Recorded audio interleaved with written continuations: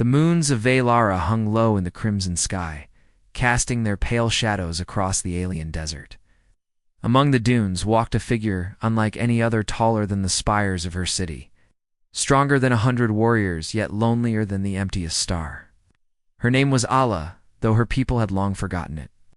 To them, she was only the oversized one, a mistake of birth, a creature unworthy of kinship. From the day she came into existence, Ayla's life had been a curse. The Valerians, her species, worshipped symmetry and elegance. Their culture revolved around beauty, delicate forms, and precise balance.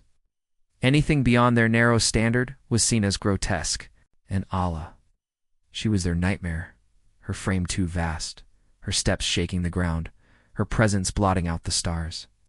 As a child, she had tried to shrink herself, to bend her body so she could look smaller, but there was no hiding what she was. The whispers haunted her: monster, mistake, shame. Mothers pulled their children away when she walked through the market streets. Elders bowed their heads and muttered prayers as if her shadow alone could taint them. She was never allowed to join the festivals, never invited to the feasts. Even her parents turned their eyes away, unable to bear the sight of the daughter they had brought into the world. On the day of Ascension, a sacred ceremony when every young Valerian was celebrated for reaching maturity, Ella was not celebrated, she was exiled.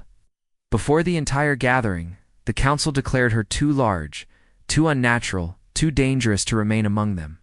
Her family stood silent as guards escorted her beyond the city walls. That was the last time she ever saw her home.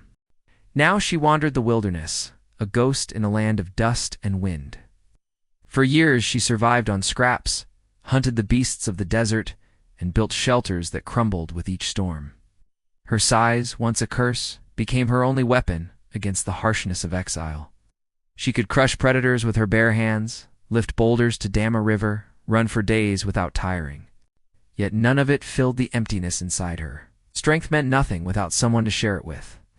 Every night, Allah looked to the stars. She wondered if somewhere beyond the void, there were people who might see her differently, not as a freak, not as a curse, but as worthy. But the stars gave no answer, only silence. And then, one fateful evening, as the sky tore open with fire, something fell. A streak of light crossed the heavens and slammed into the desert far beyond her cave. Allah rose to her full towering height, her heart trembling. She had seen meteors before, but this was different. This was no falling rock. This was a vessel. Inside it, though she could not yet know, was a creature unlike any she had met before, being small in body but vast in spirit, a human. Oh. And with his arrival, Ayla's long exile was about to end. Velara was not just a planet, Tit was a vision sculpted by its people. The skies burned with twin suns that painted every horizon in gold and crimson, and the cities shimmered like glass towers rising from seas of crystal sand. But beneath the beauty lay a truth as sharp as any blade. The Valerians worshipped perfection, and perfection was a prison. The Valerians were tall, elegant, and slender, their forms symmetrical to the last detail. Generations of genetic refinement had turned them into living statues, skin glowing faintly under starlight. Limbs curved with mathematical precision, voices harmonized to resonate like music. To outsiders, they would have looked like angels. To themselves, they were gods of form. Every child was judged from birth, measured against charts of balance and proportion. A baby born with even the smallest flaw, uneven jawline, limped along, was quietly erased from records, hidden away or abandoned to the desert. Beauty was not simply vanity, it was their law. The Council of Harmony dictated the standards of symmetry, and citizens were trained from infancy to live within them. Their education taught them poetry of lines, mathematics of curves, and the philosophy that the universe itself was built on balance. To them, ugliness was chaos, and chaos was sin. Festivals in Valara reflected this obsession. Dancers spun in spirals that mimicked sacred geometry. Their robes cut to exact ratios of width and length. Artists painted with brushstrokes measured against golden equations. Even the architecture of their homes followed flawless symmetry: doorways, mirrored windows aligned spires in pairs. To be Valerian was to be part of a grand design. To step outside that design was to invite rejection. And that was why Ayla had never belonged. Her massive frame shattered the illusion. Where others walked lightly, she thundered. Where others moved gracefully, she loomed. She was not a mistake of spirit or heart, she was a mistake of numbers. Her size broke their sacred geometry. In their eyes, she was living proof that perfection could falter, and that terrified them. The cruelty was subtle at first, sideways glances, whispered insults, doors closing in her face. But in a society that equated beauty with worth, those small cruelties became life sentences. No friend dared stand by her. No teacher cared to train her.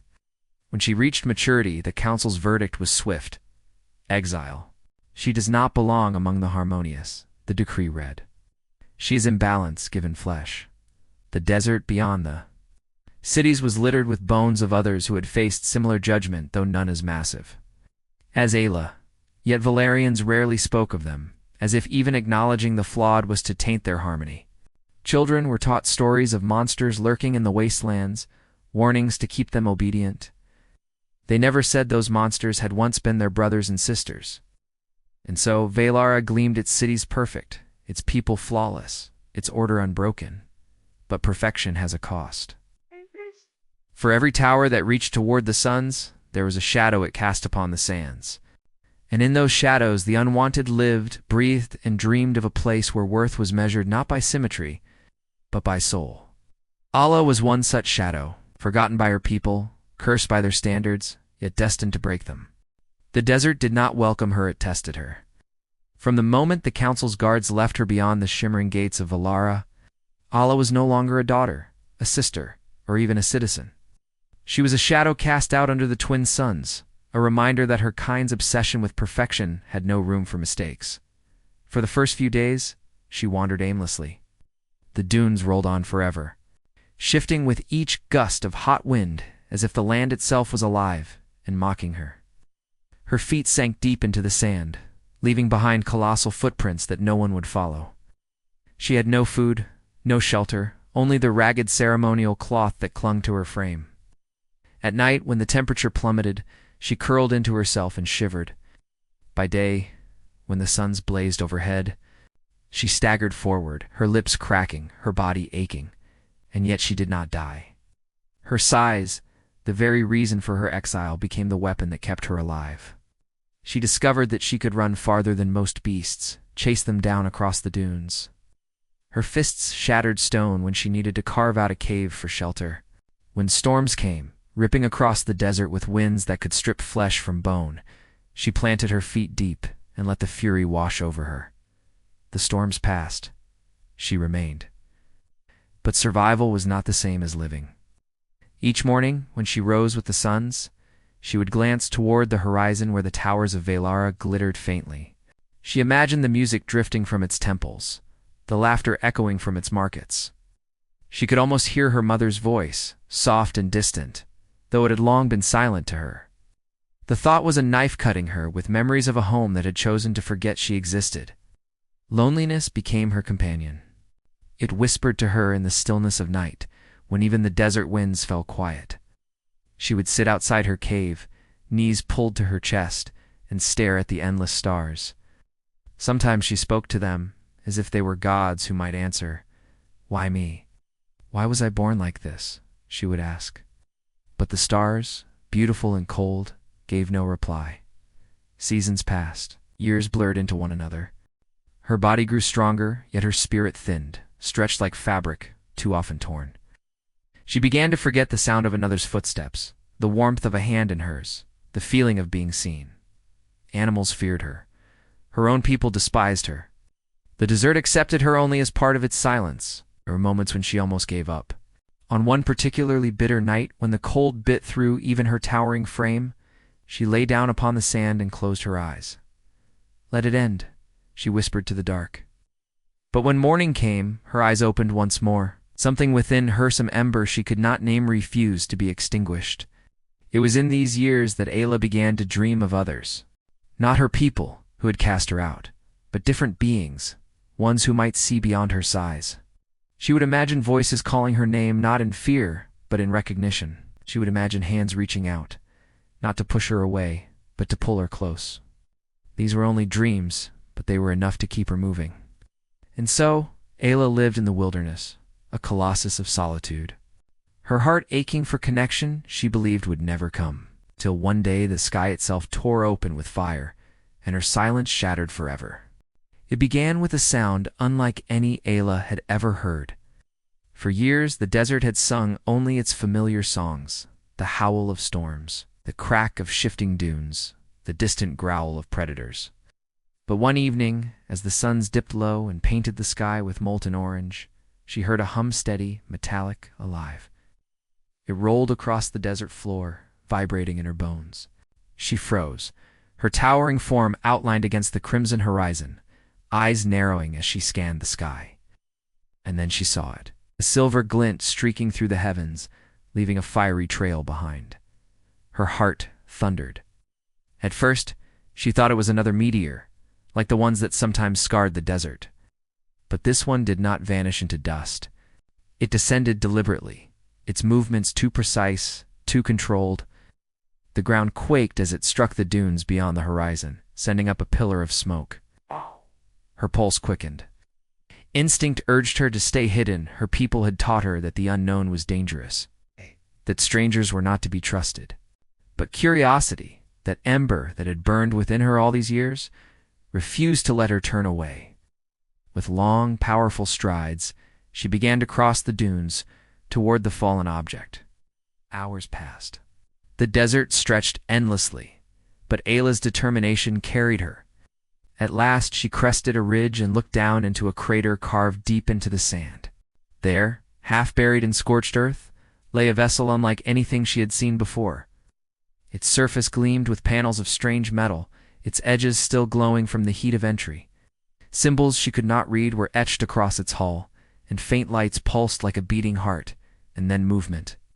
The side of the vessel hissed open, releasing a plume of smoke. From within emerged figures small and fragile, their frames wrapped in suits of shining armor. They were nothing like her people, for the Valerians were tall and symmetrical. These beings were shorter, their proportions irregular, their movements clumsy compared to the elegance of her species. Yet there was something about them, something alive, something unpolished but real. Humans. Ayla did not yet know the word, but instinct told her she was witnessing something extraordinary. She crouched low, hiding behind a ridge of stone, her massive hands gripping the sand as her eyes followed their every move. The humans looked around, scanning the desert with tools and lights, speaking in strange clipped tones she could not understand. Their voices carried across the crater rough, unmelodic, and yet filled with an energy her people had never possessed. One of them stumbled, nearly falling into the sand, and the others laughed openly, freely, without shame. Ayla blinked in disbelief. Among her people, such imperfection would have been met with scorn. Here it was met with joy. For the first time in years, something stirred in her chest. These creatures were different. They were not bound by the rigid laws of symmetry. They embraced chaos, and somehow it made them stronger. She leaned forward, her enormous silhouette outlined by the moons. And in that moment, one of the humans lifted his head. His gaze swept the horizon, then froze. His helmet reflected the twin moons as his eyes locked with hers. Ayla's breath caught. For the first time in her life, she was not invisible. Someone had seen her. His name was Ethan Cole, though Ayla could not know it yet. To his crew, he was just another explorer, a mid-ranking officer on an expedition that most had dismissed as routine. But Ethan was not routine. He had a way of seeing things differently, of finding meaning where others saw only dirt and rock. As the other humans busied themselves with equipment, scanning the air, testing the sand, Ethan stood apart. He removed his helmet, letting the alien air sting his lungs. The desert's thin atmosphere made his chest tighten, but he welcomed it. He wanted to feel this world, not just measure it.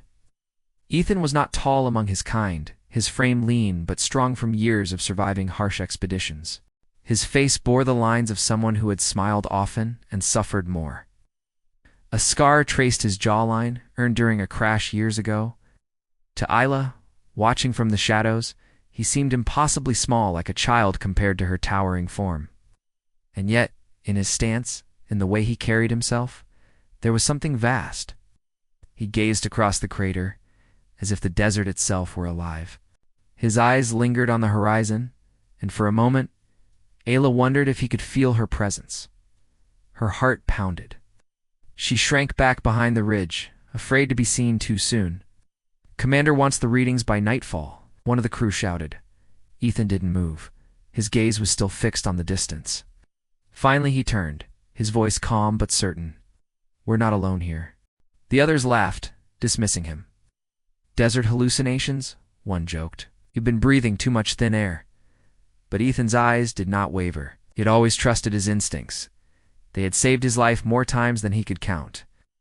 And right now, those instincts screamed that someone was watching.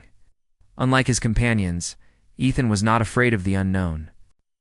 He believed that the universe was meant to be shared, not conquered. He had studied ancient Earth philosophy, read stories of explorers who befriended strangers instead of fighting them. Where others saw monsters, he looked for souls. As the crew set up their camp, Ethan wandered away, pretending to inspect the crater's rim. In truth, he was searching. He could feel eyes on him, vast, heavy, filled with longing. He whispered under his breath, words carried off by the wind. "Whoever you are, I see you."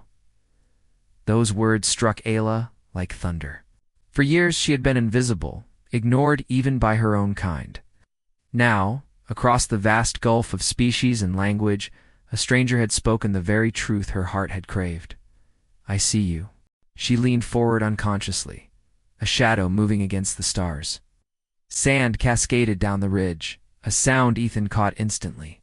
His head snapped toward her hiding place. Their eyes met again, his steady, curious, unafraid. Hers wide, uncertain, trembling with 1,000 emotions. For a heartbeat, the galaxy went silent. Two beings from different worlds, separated by size, language, and history, simply looked at each other. And in that fragile moment, a story began that neither Valara nor Earth would ever forget. The night was young, but the desert was already alive with whispers. The twin moons hung heavy above, silver light spilling across the dunes like water. Ethan stood at the edge of the crater, his breath steady, his instincts screaming. He could feel her watching. Somewhere out there in the dark, eyes far older and sadder than his own were fixed upon him. Ala crouched behind the ridge, her heart hammering like a war drum. For years she had hidden, careful never to reveal herself, but tonight, something inside her refused to stay silent. His words, "I see you," echoed in her mind. Could it be true? Could this small, fragile creature truly see her worth? But fear gnawed at her. What if he was like the others, afraid, disgusted, ready to brand her a monster? She had been rejected once. She did not think she could bear it again. Still, the urge was overwhelming. Her massive hands gripped the ridge until stone cracked beneath her fingers. Sand cascaded in small avalanches, giving her away. Ethan turned, his lantern casting a pale glow that caught the edge of her enormous silhouette. His crew was busy below, their laughter muffled by distance. Only he stood close enough to see. Slowly, deliberately, Ayla rose. Her form unfolded like a mountain coming alive, towering against the moons. The ground trembled as she stood to her full height. Ethan's breath caught, his instincts pulling at him. Every survival instinct screamed run, and yet he did not move. His boots stayed rooted to the sand, his eyes locked on hers. For a moment, silence reigned. Only the wind dared to move. Ayla stepped forward, her foot sinking into the sand with a thunderous thud. She raised her hands, palms open, a universal gesture of peace. Her voice, when it came, was low and resonant, carrying across the dunes like the call of a distant storm. "I mean no harm." Ethan's eyes widened. He didn't understand her language, not exactly, but the tone, the posture, the trembling in her voice. It was unmistakably human in its vulnerability. She wasn't a monster. She was reaching out. He took a step closer, lifting both hands in return. "I know," he said softly, his voice steady, though his heart pounded in his chest. Ayla froze. She did not know the words, but she felt them. In his tone, there was no fear, no disgust, only acknowledgement, only truth. The crew below noticed nothing. To them, Ethan was just wandering, as he often did. But here, on the rim of the crater, history unfolded in silence. A giant alien woman and a fragile human man, separated by worlds, yet bound in this moment of recognition. Ethan lowered his hands slowly, reaching into a pouch at his belt. Carefully, he drew out a small metal canestra water flask. Without breaking eye contact, he placed it gently on the sand between them. Ow. Then he stepped back. Ala stared at the object, confusion and awe mingling in her chest. A gift. A gesture. She reached down, her fingers dwarfing the flask as she lifted it carefully. She pressed it to her lips, tasted the liquid, and for the first time in years felt something warm flood her chest, not the water, but trust. Their eyes met again, and though no words could bridge the gap, something greater passed between them, an unspoken promise. The unexpected encounter had begun. For the rest of that night, neither of them moved far from the crater's edge. Ala lingered in the shadows, her massive frame half hidden by dunes, while Ethan remained close enough to sense her presence but not so near that his crew would notice. It was a delicate balance to creatures from worlds apart, both trembling on the edge of discovery. Inside Isla's heart, fear clawed at her. Every instinct told her to retreat. She remembered the faces of her own people, their sneers, their whispers, their judgment. If even her kin had rejected her, what chance did she have with this small, strange being from the stars? What if he called his companions? What if they turned their strange machines against her? The thought of being hunted again twisted her chest. Yet there was something stronger than fear, curiosity. Ethan had not recoiled when he saw her. He had not screamed, not called her a monster, not reached for a weapon. Instead, he had offered her water. Such a simple act. Yet to Isla, it was monumental. For years, she had been unseen. Now, for the first time, someone had chosen to see her. Ethan, too, wrestled with his emotions. His training as an explorer drilled caution into him. Never approach the unknown without backup.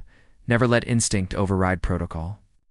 And yet every nerve in his body told him that this being, this towering woman of stone and sorrow, was not his enemy. He had looked into her eyes. There was pain there, yes, but also longing. She was not a predator hunting prey. She was someone searching for connection. When dawn broke, Ethan returned to his crew, pretending nothing was unusual. They busied themselves with samples, data logs, and chatter about the ship's damaged thrusters. But Ethan's mind was elsewhere. He glanced often at the dunes, half expecting her shadow to appear again. That evening, when the others slept, he slipped away.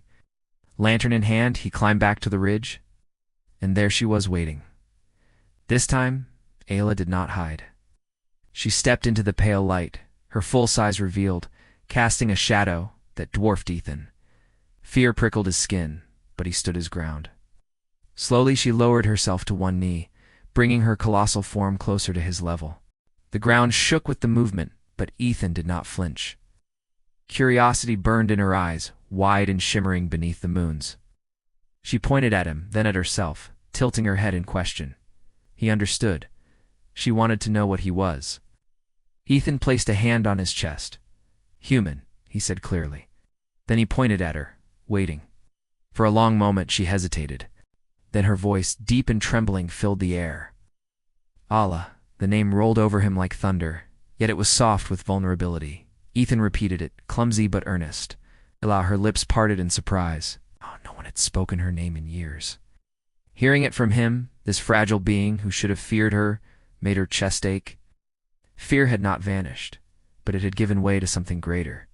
In its place now bloomed curiosity, fragile yet unstoppable. Two worlds had touched, and neither could turn away. The nights that followed became their secret world.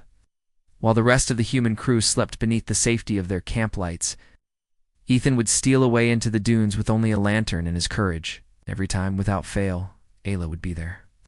Waiting at the edge of the crater, her massive silhouette painted silver beneath the moons. At first, their exchanges were nothing more than gestures. Ethan would point at himself, repeat human, and then gesture to her. To which she would reply, Ayla. The rhythm became almost ritualistic, simple affirmation that they existed, that they saw each other. But Ethan's curiosity was relentless. He began carrying small objects with hymn rocks, plants, scraps of fabric from the ship and, naming them aloud, "Stone," he would say, tapping the rock.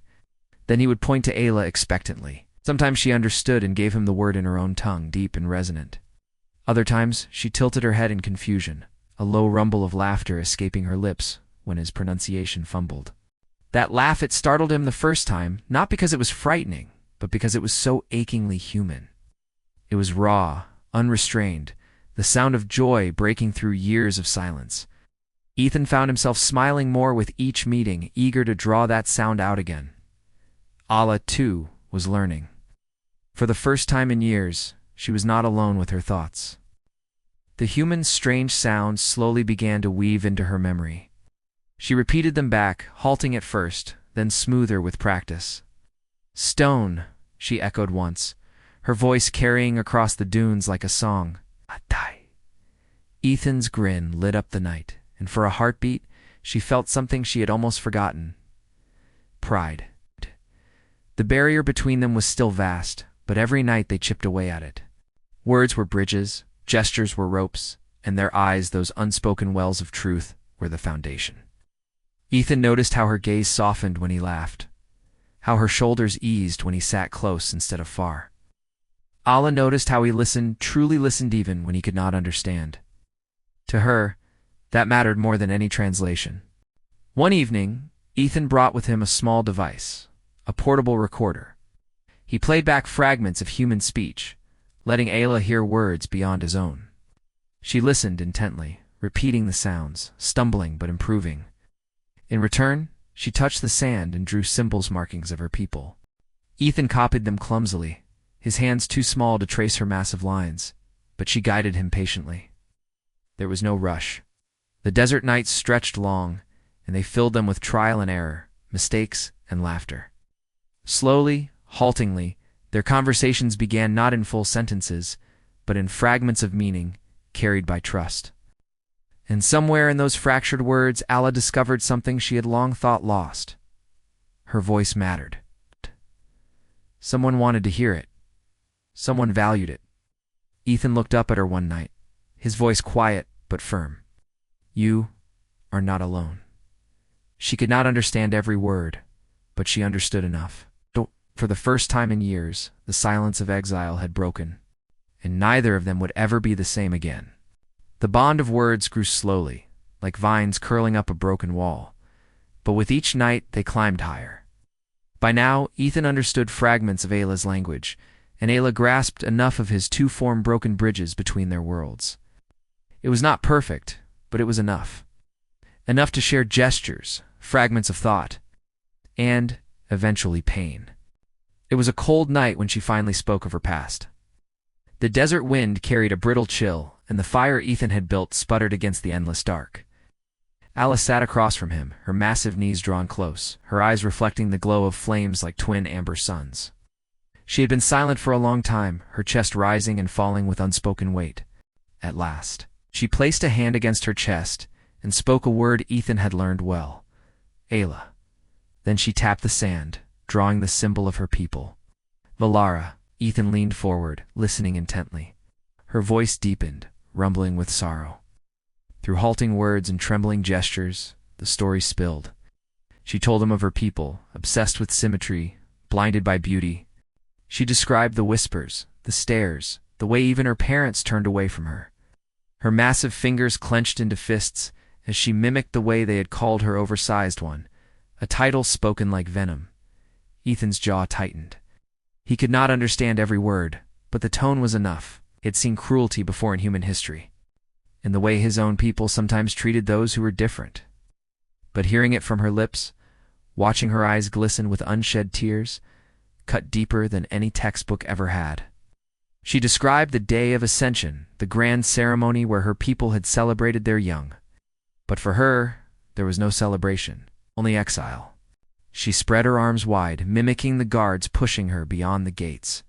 Her voice cracked when she spoke of her mother's silence, her father's turned face. For years afterward, she had wandered alone. The desert had become her cage. Her own name had faded from memory until Ethan had spoken it back to her. That her voice faltered. She bowed her head, pressing her massive hand into the sand to steady herself. The ground shook softly under her grief. Ethan moved closer, heart aching. He could not match her size, could not carry her years of loneliness, but he could offer something her people never had: presence. He reached out, his small hand brushing against her colossal fingers. To anyone else, it would have seemed laughable, a speck of life against a giant, but to Ayla, that touch was everything. Ash! Her breath caught. She looked down at him, tears finally breaking free, sliding down her cheeks like rivers. She had sworn never to cry again, never to let the world see her weakness. Yet here, in the presence of this human, she felt no shame. For the first time, her pain was not mocked, it was witnessed. Ethan whispered softly, though he doubted she could understand the words. "You didn't deserve this," and though the language was foreign, the heart behind it was clear. Ala closed her eyes, her tears falling into the sand. For the first time in years, she no longer felt alone in her suffering. Her past had been painful, yes. But now, for the first time, she dared to imagine a future. Ethan did not speak for a long time after Ayla's story ended. The fire between them had burned down 2 glowing embers, and the desert around them lay still, as if even the winds had paused to listen. Ala's tears glistened faintly on her cheeks, her enormous frame trembling with the weight of memories she had locked away for years. Ethan stared into the flames, his thoughts heavy. He had come to this world as an explorer, a man trained to study rock samples and record atmospheric readings. Yet here, under the moons of Velara, he found himself reflecting not on data, but on the soul of a woman his own species would have called alien. Her story was not foreign to him, not entirely.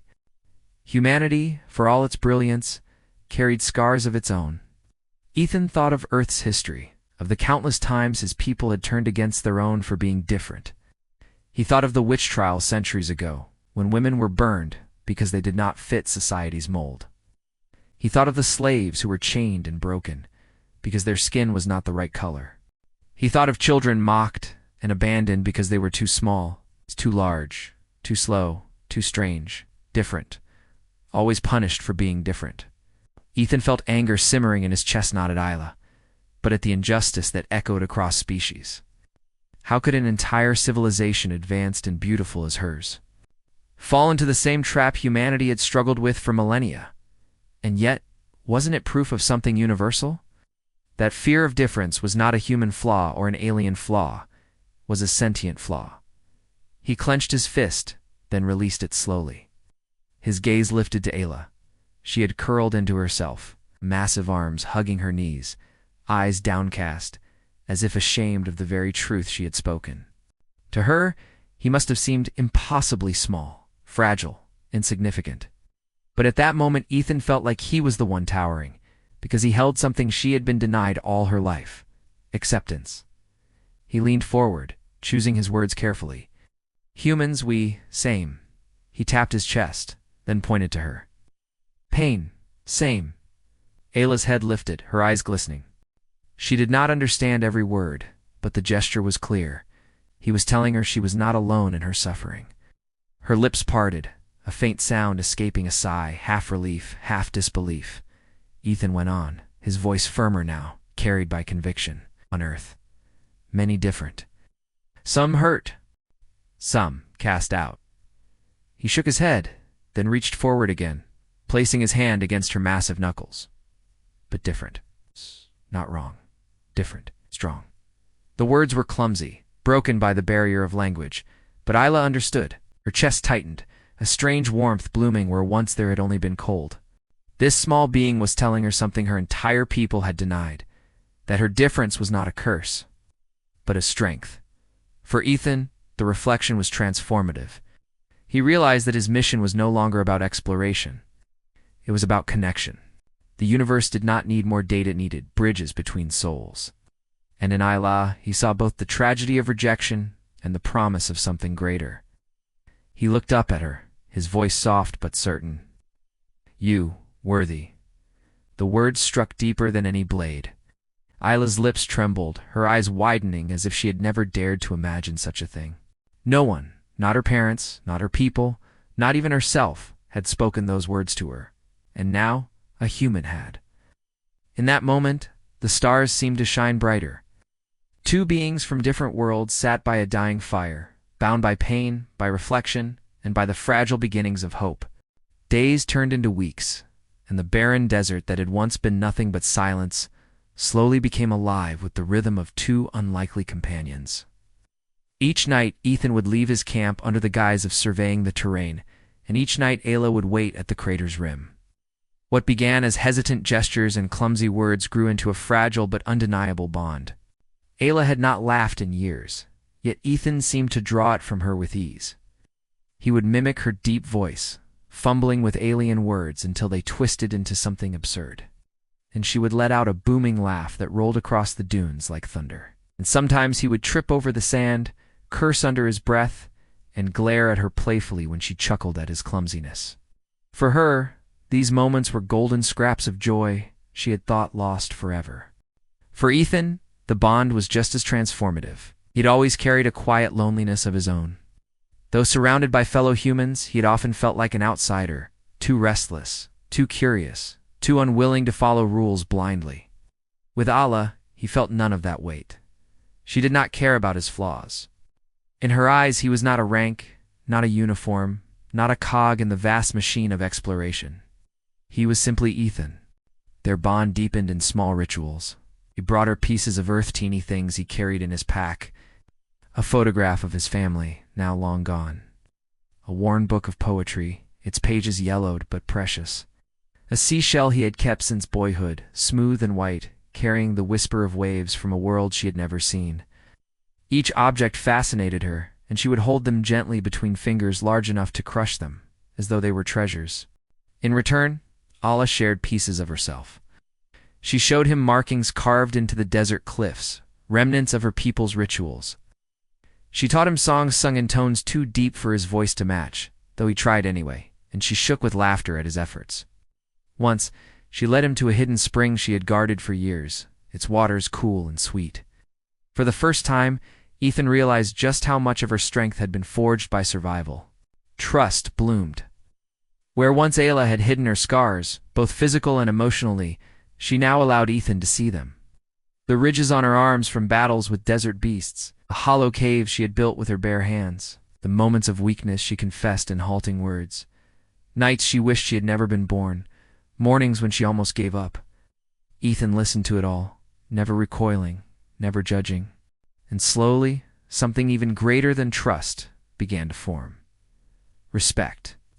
Ethan no longer saw Ayla as other. He no longer compared her to his crew or to the humans he had known. Instead, he saw her for who she was, resilient, kind, powerful, and painfully human in all the ways that mattered. Ayla began to see Ethan not as fragile or small, but as steadfast, unyielding, and brave in ways her towering strength could never match. On one quiet night, as they sat side by side beneath the stars, Ethan looked up at her and said softly, "Friend." He tapped his chest, then gestured to her. "You friend?" Ayla's breath caught. The word was simple, yet it struck deeper than any grand title her people had ever given. Her lips curved into a smile, tentative but real. "Friend," she echoed, her voice trembling with something that felt dangerously close to hope. The bond had grown, and with it, both of their worlds were about to change forever. The desert had many faces. Some nights it was calm, the sands whispering softly beneath the moons. Other nights it roared with storms that could strip the flesh from bone. It was during one such night that Ethan first witnessed the truth about Ayla's strength she had long buried, the power her people had once feared. The storm came suddenly, sweeping across the horizon like a wall of fire and sand. Ethan and his crew had been caught off guard, their camp collapsing under the howling winds. Tents tore loose, equipment scattered, and the smaller humans were thrown to the ground by the sheer force of it. Panic rippled through the crater. Ethan tried to hold the calm steady, shouting orders through the static, but the sand stung his skin and clogged his lungs. He stumbled, blinded, when suddenly a shadow loomed above him. Ayla. She had appeared from the dunes like a titan born of the storm. Her massive form cut through the chaos, as if the wind itself bent around her. Ethan shielded his face, barely able to see her outline through the grit, but what he saw left him breathless. With one hand, she lifted a fallen support beam that had pinned two of his crewmates beneath it. The beam was larger than Ethan's shuttle, yet she tossed it aside as if it were nothing. With her other hand, she built a barrier dragging boulders into place, stacking them in seconds to shield the humans from the gale. Each motion shook the ground, a raw display of strength that defied everything Ethan had believed possible. But it wasn't just brute force. There was something else. When the storm reached its peak, Ala planted her feet deep into the sand and raised her arms. She let out a resonant cry, low and deep, that vibrated through the air like thunder. The winds faltered. For a heartbeat, Ethan swore the storm itself bent to her will, the air twisting as if drawn by some hidden command. The sand shifted, swirling around her in spirals rather than striking against her body. She was not merely enduring the storm, she was channeling it, redirecting its fury. The crew huddled behind her makeshift wall, stared in stunned silence. None of them had ever seen such a being. To them, she was a monster made flesh. But to Ethan, she was magnificent.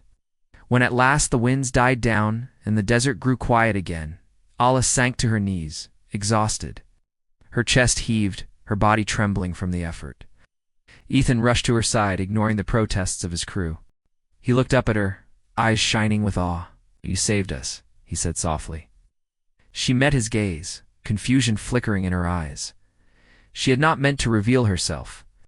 For years, she had hidden this strength, convinced it was the very reason her people had rejected her. And now, in one desperate moment, she had shown it all. Fear gripped her heart. Fear that Ethan, too, would see her as a monster now. She turned her face away, ashamed. But Ethan did not flinch. Instead, he placed his hand against her arm, his voice steady. "Power, gift, not curse." The words struck her harder than the storm ever could. For the first time, Ala began to wonder if her size, her strength, her voice, everything she had hated, was not her weakness at all. Perhaps with this human by her side, it could be her greatest strength. The storm had passed, but its echo lingered in the desert. The humans rebuilt their camp with haste, whispering in hushed voices about the giant who had saved them. Most were afraid, calling her a creature, a threat, something too dangerous to approach. Only Ethan spoke otherwise. His voice calm and steady as he insisted she was not their enemy, yet even his words could not silence the fear in their eyes. Ala kept her distance that night, sitting upon a ridge and staring into the stars. Shame gnawed at her. She had revealed too much her strength, her hidden power. Ethan's kindness had soothed her fears for a moment. But the stares of the other humans reopened wounds she thought had healed. Once again, she felt like a monster. And then, as dawn broke, a sound split, the desert sky a sound she knew all too well. The hum of Valerian ships. Her heart froze. The sleek, symmetrical vessels descended in perfect formation, their hulls glimmering like shards of crystal in the morning light. The sand erupted as they landed, their symmetry so precise that even the dust seemed to rise in mirrored patterns. From their bellies, soldiers emerged, tall, elegant, flawless. The very embodiment of the people who had cast her out. Ethan and his crew scrambled in panic, their weapons raised, though they knew little of what they faced. To them, the newcomers were strangers. To Isla, they were ghosts of her past, ghosts with sharp eyes and sharper judgment. Out there. The Valerian commander stepped forward, his robes cut with mathematical precision, his face cold and perfect as carved stone. His gaze swept over the crater, pausing when it fell upon her. "Allah," he said, his voice smooth as glass yet jagged with disdain. "So the oversized one still lives." Her chest tightened. The old name cut deep, reopening scars. She rose to her full height, towering even over them, yet she felt small beneath their gaze. The commander's eyes flicked toward the humans and his lip curled. "And now you crawl with off-world vermin. How far you have fallen." Ethan stepped forward before she could respond, his frame tiny beside her, but his voice unwavering. "She's no vermin. She saved us." The soldier's laughter rippled through the air, soft, elegant, cruel. "The creature has found a pet," one sneered. Ayla's fists clenched, her heart torn in two. These were her people, her blood, her heritage. And yet, every word from their mouths reminded her why she had been cast out. They saw her strength not as a gift, but as a flaw. And now, they looked upon Ethan with the same contempt. The commander's tone turned icy. "You will come with us, Isla. The council demands your presence. Your display of power has reached even their ears. You are an abomination, but one that must be contained." Ethan's hand brushed against hers, a silent plea. "Don't go with them." Her heart thundered. For years she had dreamed of being accepted again, of returning home. But now, standing between the perfection of her people and the imperfection of the human who had given her worth, she faced a choice that would define her forever. The society that had rejected her had returned. But Isla was no longer the broken girl they had exiled. This time, she was not alone. The desert air grew sharp with tension. Valerian soldiers stood in flawless lines, their polished armor gleaming in the suns, their weapons humming faintly with restrained energy. Behind them, the humans scrambled to form a defensive circle around their equipment, rifles shaking in their hands. They were explorers, not warriors, and it showed. Ala stood between the two sides, her towering figure casting a shadow over them all. Her heart thundered as her people's voices echoed in her ears abomination. Mistake. Oversized one. She had endured those words for years. But now they were spoken in front of the only being who had ever seen her worth. Shame and fury collided inside her chest. The Valerian commander raised his hand, his tone cold and precise. "Step aside, humans. This creature belongs to us. She will be taken back to the council where she can no longer disrupt the harmony of our kind." Ethan stepped forward, his voice cutting through the desert air. "She's not your prisoner. She's not your mistake. She is Allah, and she chooses where she belongs." A ripple of laughter moved through the Valerian ranks. To them, his defiance was absurd, a tiny, imperfect creature daring to challenge their order. Yet Ethan did not flinch. His small frame radiated a strength that had nothing to do with size. One soldier stepped forward, weapon raised, pointing directly at Ethan. Then the vermin dies first. Before he could fire, the sand erupted. Ayla's massive hand slammed into the ground, sending a shockwave through the dunes that knocked the soldier off his feet. Her voice bellowed like thunder. "No." Every eye turned to her. The soldiers stiffened, their weapons humming brighter, but even they hesitated at the raw fury blazing in her gaze. Ayla's chest heaved. For years she had buried her strength, ashamed of it. But now, watching Ethan stand alone against her people, something inside her broke free. No longer would she be silent. No longer would she bow. "You cast me out," she thundered, her voice trembling with rage and grief. "You named me monster. You left me to die. And now, you return only to chain me again." The commander's mask of calm cracked, a flicker of unease in his perfect eyes. "You forget your place, oversized one." Ethan moved closer to her, his hand brushing her arm. His voice was low but certain. "You don't belong to them anymore." The words lit a fire in her veins. Belonging. Choice. These were things she had been denied her whole life. But Ethan was right. She had found something beyond the council's cold perfection. She had found respect. She had found friendship. She had found a reason to fight. The commander raised his hand. "Caesar." The soldiers advanced, weapons ready. The humans, trembling but resolute, lifted their rifles. For a heartbeat, the desert held its breath, and then chaos erupted. Energy blasts lit the air as the Valerians surged forward. The humans fired back, their shots clumsy but desperate. The sand exploded with light and sound. In the center of it all stood Ayla, torn between two worlds, her blood and her bond, her past and her future. Her people had returned to claim her. The humans were fighting to keep her. And now, Allah had to decide which side she would stand on. The battlefield was chaos ants exploding with fire, air crackling with the energy of Valerian weapons, human rifles flashing desperately against overwhelming odds. But in the heart of the storm stood Ayla, her massive frame trembling as two worlds pulled her apart. Her people's voices echoed like ghosts in her ears. "You are oversized. You are wrong. You will never belong." Yet beneath that chorus was another voice, quieter, but stronger. Ethan's voice. You are worthy. You choose where you belong. The Valerian commander advanced, his robes untouched by the chaos, his gaze sharp as a blade. Allah, he commanded, his tone like iron wrapped in silk. Stand down. You are one of us, no matter your flaw. Turn, and you may yet serve with purpose. Resist, and you will be destroyed. The words twisted inside her. One of us. For years she had dreamed of hearing those words. But they were not acceptance. They were chains. They did not see her worth. They saw her power as a tool to be contained, controlled, used. Ethan stumbled forward, blood streaking his temple from the blast of a nearby explosion. He looked so small beneath the moons, so fragile against the elegance of her people. Yet his eyes held no fear, only certainty. Don't let them take you, he said, voice hoarse. You don't owe them anything. You owe yourself. Ayla's chest heaved. She looked at Ethan, this human who had given her more in weeks than her people had in a lifetime. He had seen her pain, shared her silence, spoken her name without shame. He had given her a gift more precious than survival belonging. The commander gestured sharply, and soldiers surged forward, weapons glowing. In that instant, Ayla's choice crystallized, with a roar that shook the desert.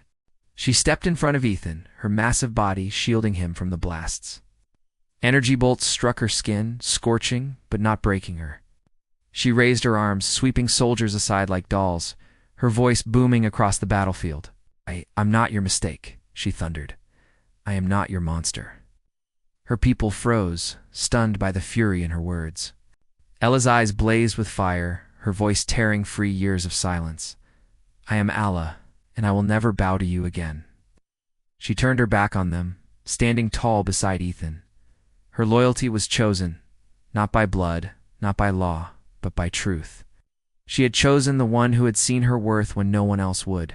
Ethan looked up at her, awe and gratitude etched across his face. She gave him the faintest smile, fierce and unyielding. The commander's face hardened into cold fury. Then you are our enemy. So be it, Allah growled. The desert erupted once more, but the choice had been made. Allah's loyalty was no longer divided. She had turned her back on the society that had abandoned her and stood now fully and without hesitation. With the human who had given her something far greater than perfection hope, the desert was no longer silent. It had become a battlefield of light and fury. The Valerian soldiers moved with perfect precision, their formation flawless, every motion mirrored as if choreographed. Their weapons hummed in harmony, each blast cutting through the night like lightning. Against them, the humans were scattered, untrained for war, their rifles spitting fire in desperate bursts. They were explorers, not soldiers, and every moment their line faltered closer to collapse. But in the center of the chaos stood Ayla. Her roar split the battlefield, shaking the dunes as she charged into the Valerian ranks. Blasts struck her skin, burning but not stopping her.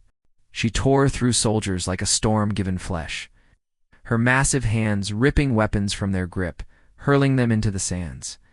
Every strike was thunder, every step an earthquake. Yet even in her fury, she fought with purpose. She did not kill when she did not have to. She disarmed, she defended, she shielded the humans who huddled behind her towering form. Where her people had seen her as a flaw, Ethan saw her now as what she truly was, a protector. The humans rallied behind her. With Allah drawing fire, they gained the courage to fight back. Ethan barked orders, his voice steady despite the chaos. Flank left, cover her blind side. For the first time, humans and an alien fought side by side, their differences forgotten in the face of survival. The Valerian commander's calm mask cracked as he watched his soldiers falter before her. He raised his hand, summoning a weapon unlike the rest, a staff of silver, glowing with crystalline energy. Enough, he thundered. You will bow, oversized one. Ella's gaze locked on him. Her chest heaved, her body battered and scorched, but her spirit blazed brighter than ever. With a roar, she leaped forward, the sand exploding beneath her feet. The commander met her head-on, their clash echoing across the dunes. His staff struck like lightning, searing her skin, but she caught it in her hands, forcing it aside with sheer strength. Her fist connected with his chest, sending him sprawling across the sand. But the commander rose, fury twisting his perfect features.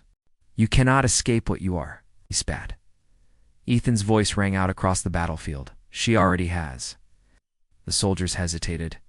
For the first time, doubt flickered in their flawless ranks. They had been taught perfection was strength, but here was imperfection, raw scarred, oversized tearing through their order like fire through paper. The battle raged on, sands churning with fire and blood. The humans fought with desperate bravery, their imperfections making them unpredictable. Allah fought with the strength of 1,000 storms, every blow fueled not by hate but by loyalty to Ethan, to the bond they had forged, to the worth she had finally claimed for herself. At last, the commander fell to one knee, his weapon shattered in the sand. His soldiers wavered, their perfect formation broken. And in that moment, Ayla stood tall, her massive frame illuminated by the moons, her voice a thunderclap over the battlefield. "I am not your shame," she declared. "I am not your prisoner. I am Ayland. I fight for my own." The desert fell silent. The war was not yet over, but the tide had turned. The battlefield was chaos, but for a moment it slowed. Smoke curled into the night sky, dunes scarred with fire and craters. Alice stood bloodied but unbroken, her chest heaving, her body marked by burns and gashes. Round her, humans regrouped, clinging to the hope she had given them. But the Valerian commander had not surrendered. Crawling to his feet, his perfect features twisted with fury, he drew a hidden weapon from his robes, sleek, deadly, pulsing with a violet glow. It was not meant for defense. It was meant to kill. His gaze locked on Ethan. Ayla saw it first. The world seemed to freeze as the commander leveled the weapon, energy gathering at its core. Ethan, rallying his crew, did not notice. He was exposed, his back turned, shouting orders to the others. A scream tore from Ayla's throat. "Ethan!" Time fractured. She lunged, the ground cracking beneath her massive stride. But she was too far. For the first time, her size was not an advantage, it was a curse. No matter how fast she moved, she could not reach him in time. The weapon fired. Ethan turned, just as the violet bolt streaked toward him. He had a heartbeat to act. And in that instant, his thoughts were not of survival, but of her. The giant who had been abandoned, the woman who had finally found her worth. He knew if she lost him now, she would break. And so Ethan did the only thing he could. He stepped forward, between the bolt and his crew. The energy struck his chest with a blinding flash. His body jerked, collapsing into the sand. Allah's roar shook the heavens. She reached him in seconds, scooping his limp form into her massive hands. His eyes fluttered open, weak but alive, pain etched across his face. He managed a faint, broken smile. "Had to keep my promise. You're not alone." Her tears fell like rain onto the sand. She pressed her forehead gently against him, her voice trembling with anguish. Why would you do this?" Ethan's breath was shallow, but his words were steady. "Because you showed me what worth really means. If I die, then let it be." "For you," behind them, the commander sneered. "Fitting.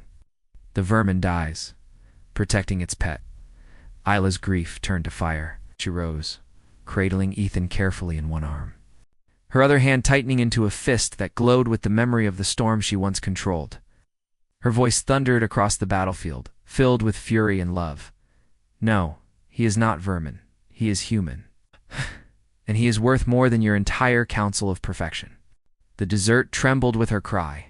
Energy surged around her, the winds themselves answering her rage.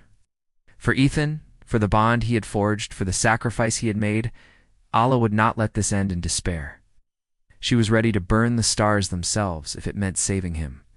The desert was fire and shadow. The smoke rose in curling pillars, the sand still trembling from the violence of battle.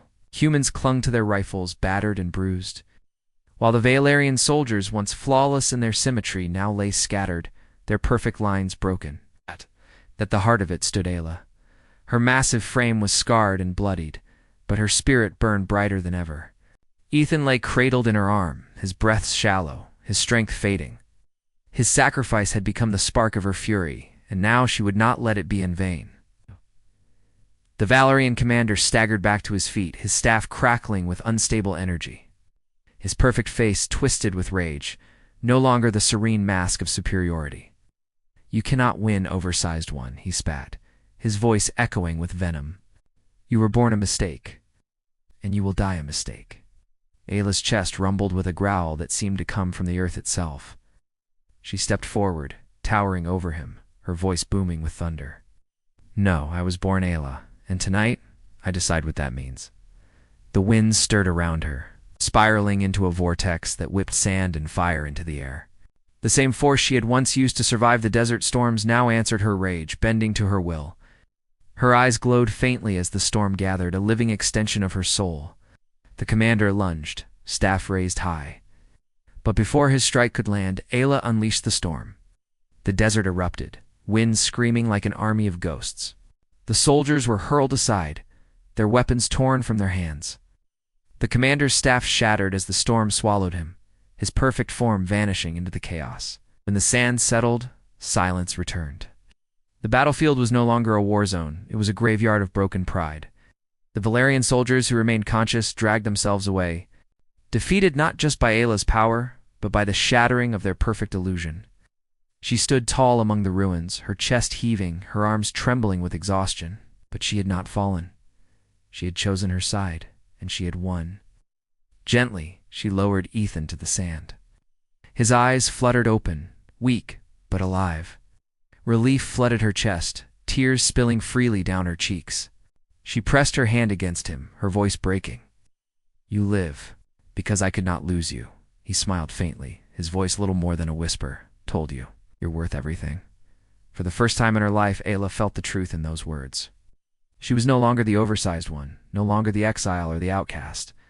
She was Allah, survivor of storms, breaker of chains, protector of the humans who had seen her worth. The war was over.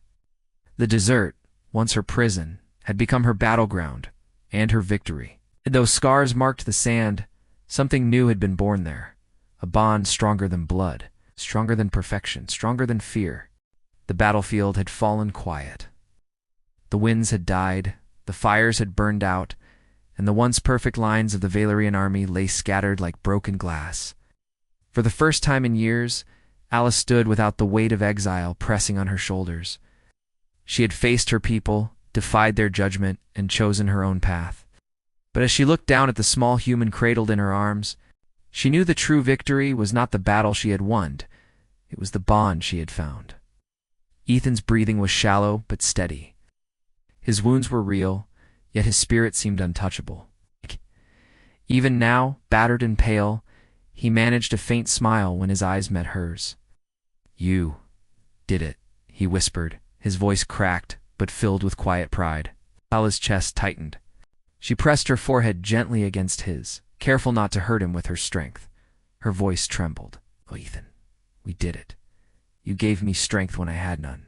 You gave me." For years her name had been a burden, a reminder of shame.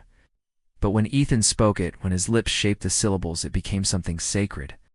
He had given her worth simply by believing she had it. That belief had become the anchor that carried her through exile, through rejection, through war. She held him closer, her tears soaking into the sand below.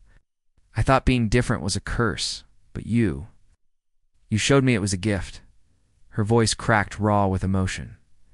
"I was abandoned because of my size, but to you, it never mattered." Ethan lifted his hand weakly, brushing her cheek with fingers so small against her towering face. Yet the touch was powerful enough to still her heart. "Ayla, you're not just strong, you're not just different, you're beautiful." The word struck her like lightning. Beautiful. It was the one thing she had never been, called not by her people, not even by herself. Her breath hitched, and for the first time, she dared to believe it. She smiled, faint but radiant, her voice deep and soft. "And you are my heart." The desert around them seemed to hold its breath, as though the stars themselves were listening. This was not the shallow perfection her people worshipped, nor the fragile illusions of symmetry. This was something raw, imperfect, unmeasured, and more powerful than anything the Council of Harmony had ever known. Their bond was not one of pity or dependence. It was built on respect, forged in survival, and tempered in battle. Ethan did not see a monster, and Ayla did not see a fragile creature. They saw each other, fully, honestly, and without shame. As the humans gathered, whispering in awe of the towering giant who had saved them, Ayla and Ethan remained locked in that quiet moment. Their worlds were still divided by size, by species, by language, but their hearts had found a common truth. Worth was not dictated by perfection. Worth was found in the soul, and in the love and respect they had chosen to share. The night sky stretched endlessly above them, vast and imperfect. Yet beneath it, in the heart of the desert, Ala and Ethan had discovered something rarer than any star. Each other. The desert slept once more. The echoes of battle had faded into silence, leaving only the stars above as witnesses to what had transpired. The sands, scarred by fire and blood, shimmered in the moonlight like a canvas that had been wiped clean for a new story to be written. And in the center of it all stood Elaine, no longer the oversized one, no longer the exile, no longer the shame of her people. She stood as herself, whole, free. Beside her, Ethan stirred. His body was weak, but his spirit burned as fiercely as ever. When his eyes opened and met hers, he did not see a monster or an alien. He saw his friend, his protector, his equal, and no. In that gaze, Ayla finally saw herself reflected not in the cold glass of judgment, but in the warm light of respect. The humans would leave Valara one day, their ship repaired, their mission resumed. The Valerians would retreat to their crystalline towers, their obsession with symmetry unbroken. But something had shifted forever. The first time one of their mistakes had stood against them and triumphed. For the first time, a human and an alien had looked past the barriers of language, culture, and even size, and found something greater. Not perfection, not symmetry, but worth. Ethan's words echoed in Ayla's heart. You are worthy. Words so simple, yet more powerful than any weapon, any law, any tradition. They had torn through years of silence, shattered chains of shame, and ignited a storm that could never again be contained. As dawn painted the sky in hues of fire and gold, Ayla looked upward. Once she had searched the stars for answers, begging them to tell her if she had value. Now she knew. The stars did not decide worth. Councils did not decide worth. Perfection did not decide worth. Worth was found in choice, in loyalty, in courage, in love. And in the end, it was not her towering frame or her immense strength that defined her. It was the small human who had seen her not as a flaw, but as a soul. She bent down, her voice soft but steady, speaking words that carried across the dunes like a promise. Different does not mean broken. Small does not mean weak. Being cast aside does not mean unworthy. The humans listened in silence, their eyes wide with awe. They had witnessed a truth larger than any expedition could uncover. Humanity had given Ala more than survival, it had given her belonging. The desert winds rose gently, wrapping around them like an embrace. Ala straightened, her silhouette etched against the rising suns. She was not hidden anymore. She was not afraid. She was a lab abandoned once, but now found. And her story was proof that sometimes the greatest strength in the universe is not symmetry or power or perfection. It is the courage to see worth where no one else dares.